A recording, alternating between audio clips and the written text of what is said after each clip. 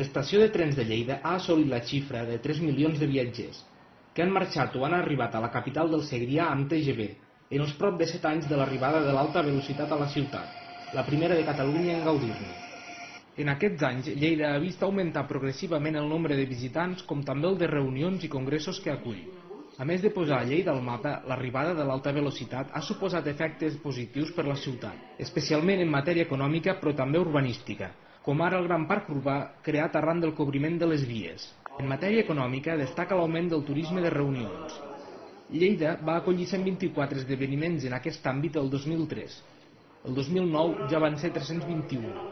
Des del punt de vista del turisme de reunions, la veritat és que l'impacte de l'AVE a la ciutat de Lleida ha estat del tot positiu. Pensem que han multiplicat per 2 l'impacte econòmic, passant dels 8 milions d'euros als 17 milions d'euros en aquests 7 anys, i el número de reunions i el número d'assistents a aquestes reunions també s'ha incrementat considerablement i notòriament.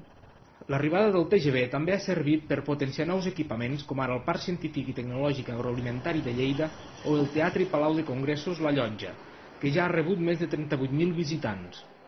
Les places hoteleres també s'han incrementat des de les 1.900 fins a superar les 2.500, a més de 3 nous hotels projectats. Turisme de Lleida també ha incrementat un 40% les consultes que rep des de l'arribada del TGV, arribant fins als 31.000, moltes de les quals de viatgers provinents de Madrid. Una altra dada de referència són les visites anuals que rep una icona de la ciutat com és la Seu Vella, que han passat de les 38.000 de l'any 2003 a les prop de 55.000 actuals.